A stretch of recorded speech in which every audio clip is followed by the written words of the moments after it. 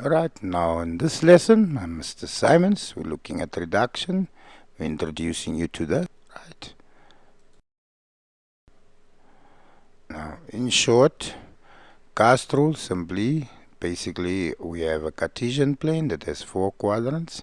Quadrant 1, 2, 3, 4 in anti-clockwise way, direction.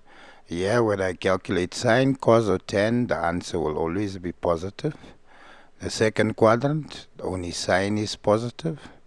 Third quadrant, only tan is positive, and fourth quadrant, only cos is positive. Right, and this boils down to, remember, if we take the ratio y over r, x over r, and y over x, there y is positive and x is positive, so everything becomes positive. Here, for sine, remember sine is y over r, so y is positive and r is positive. But for the other two, they both have x, and you see in the second quadrant x is negative, therefore cos and tan would be negative there.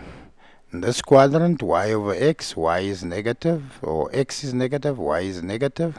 So tan negative divided by negative, tan become positive, but then the other two, sine and cos, becomes negative. And same goes in that quadrant. So that in short is called the cast rule, C-A-S-T.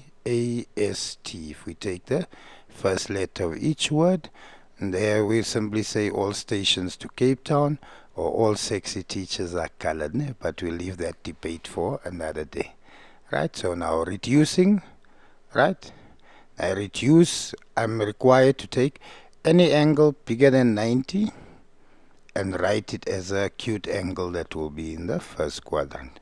So there you see second quadrant would be 180 minus theta. Third quadrant between 180 and 270 would be 180 plus theta. And fourth quadrant 360 minus theta. In every case here, theta represents an angle that's 90 or less. Right? So therefore it stays in that quadrant.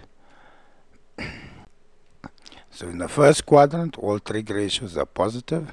So first quadrant, sine theta, cos theta, cos, and tan theta, tan theta. However, in the second quadrant, only sine is positive. Right? So if I say 180 minus theta, I'm writing something in the second quadrant, and that then becomes sine theta. Remember, theta is a acute angle that's 90 or less. Right? Cos 180 minus theta falls in the second quadrant, but only sine is positive, therefore cos becomes negative cos theta. And tan 180 minus theta, so 180 minus theta is always second quadrant, would then become negative tan theta. So only sine is positive. Let's look at the third and the fourth quadrant. So in the third quadrant, only tan is positive. So when I write 180 plus theta, I'm going to the third quadrant. 180 plus theta then becomes negative sine theta. For cos 180 plus theta, negative cos theta. But tan 180 plus theta stay positive tan theta, because in the third quadrant only tan is positive.